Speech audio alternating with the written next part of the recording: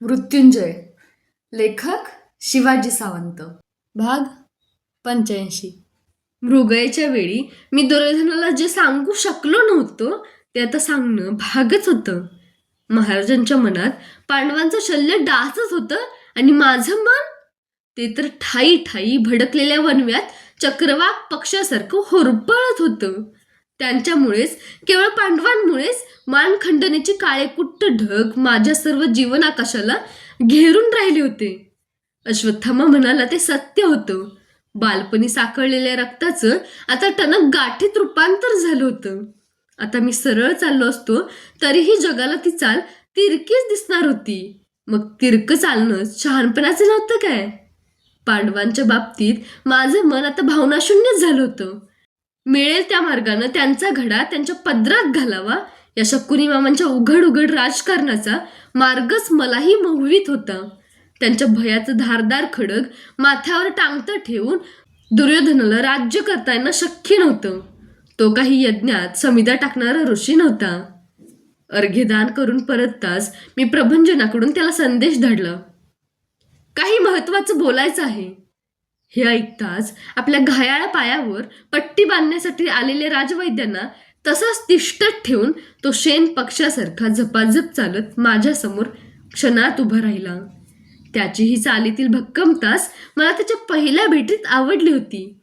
त्याचे निर्णय कधी कधी चुकत होते, पार चुकत होते, पण ज्या भक्कमपणे तो आपल्या विचारांना चिकटून राहत होता तो भक्कमपणा कौरव पांडवांत केवळ दुर्योधनातच होता. राजा म्हणून घेण्याला माझ्या मते दोनच योद्धे पात्र होते. एक युवराज दुर्योधन आणि दुसरा श्रीकृष्ण. बोल अंगराज. हातातील गदा त्यानं सहजतेनं घोड्याच्या दगडी मूर्तीला टेकवून ठेवली. वैशाखाच्या उष्णतेमुळे कपाळावर उभारलेले घामाचे बिंदू त्यानं उत्तरेयानं टिपले. दुर्योधन. काहीतरी बोलावं म्हणून मी ओठ उघडले, पण प्रभंजनही नेहमीच्या सवयीनं पाषाण मूर्तीसारखा तिथं उभाच होता. त्याच्याकडे पाहताच मी थांबलो. माझं बोलणं युवराजाशिवाय कुणालाही कळू नये अशी माझी इच्छा होती. प्रभंजन. दुर्योधन विजेसारखा कडाडला. वीज त्या पाषाण मूर्तीवर कोसळताच ती निमुटपणे नाहीशी झाली. क्षणभर शांतता पसरली. दुर्योधन.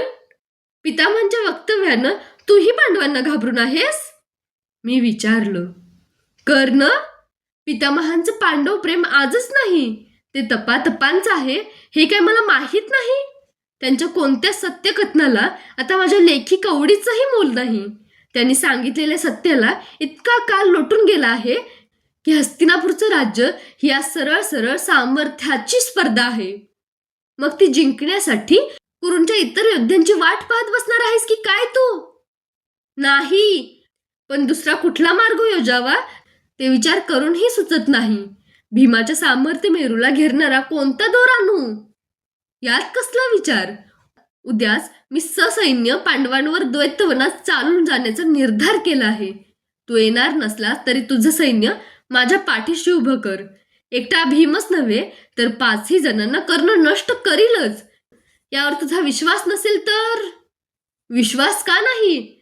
कर्ण आणि दुर्योधन या एकाच राजमुद्रेच्या 2 बाजू आहेत असं मी जगाला गरजून सांगतो. ते काय खोटं आहे? तुझी तशीच माझीही इच्छा आहे, पण पांडव आपल्या अंगावर चालून येणार नाहीत या प्रवासात. काय येणार नाहीत? ते वीर असतील तर ते असेल त्या सामर्थ्यासह ते आव्हान स्वीकारतील. नाही, ते आपल्या सैन्याची चाहू लागताच द्वैत सोडून दुसऱ्या वनात जातील. त्यांना अंगावर घेण्यासाठी एकच मार्ग आहे. कोणता? द्वंद्वाचा तर नाही? नाही राधेय, तुझं द्वंद्वाचं आव्हानही ते कधी स्वीकारणार नाहीत. त्यांना चेताविण्यासाठी एकच उपाय आहे. माणसाला दारिद्र्य आलं की तो चिडखोर होतो. तशा अवस्थेत त्याच्या पुढं कुणीही कसल्याही वैभवाचं प्रदर्शन केलं की मग तर त्याच्या तळपायाची आग मस्तकाला जाते. म्हणजे त्यांना हिनविण्यासाठी तुझ्या संपत्तीचं प्रदर्शन तू त्या रानटी श्वापदांनी भरलेल्या घनदाट अरण्यात मांडणार आहेस की काय? होय, प्रदर्शनच. पण सुवर्णलंकारांनी सजलेल्या अनेक सुंदर दासींचं. त्या दासींच्या समवेत माझे बंधू पांडवांसमक्ष सरोवरात जलक्रीडा करतील आणि कुणाला नसली तरी भीमाला द्रौपदी क्रोधानं म्हणे की काल माझे पाय चुरणारे तर दासी अलंकार मंडित होऊन जलक्रीडा करत आहेत, हे पाहण्यापेक्षा मला या पर्णकुटीत कोंडून जाळून का टाकत नाहीस तू? निर्भत्सनेनं पेटला तर तो एक भीमच, आणि मग तो मंदबुद्धी लगेच दासींच्या अंगावर धावून येईल. दुर्योधन, ठीक आहे, भीम तसा धावून यावाच. सरोवराकाठच्या हिरव्या कुर्णाचा आखाडा त्याच्या उन्मत्त रक्तानं मी माखून टाकीन. सत्यसेनाच्या हातातील आसोळाचे फटकारे त्याच्या पाठीवर सपासप ओढून सांगेन की आज मी खरोखरच हातात आसूड घेतला आहे आणि तो तुझ्यासारख्या नाठाळ घोड्यांच्या पाठीवर ओढलेला आहे. अंगराज, हे तुला सहज शक्य आहे. म्हणूनच या घोषयात्रेत तुझ्याशिवाय अन्य कुणाला घ्यावं असं मला वाटत नाही. काही कमी अधिक झाल्यास सहाय्य म्हणून काही पदाती आणि थोडं सशस्त्र अश्वसात बरोबर असले तरी पुरेसे आहेत. ज्या दासी बरोबर असतील त्याही इंद्रप्रस्थाच्या. त्याशिवाय द्रौपदीचा क्रोधांगार भडकणार नाही. राजा, तू केवळ मामांच्या संकेतावर चालतोस असा ग्रह माझाही झाला होता. पण आज पटलं की काही योजना तुझ्याही असतात, केवळ तुझ्याच, आणि त्याही कल्पक. जीवन म्हणजे योजना प्रतियोजनांचा आखाडा असतो.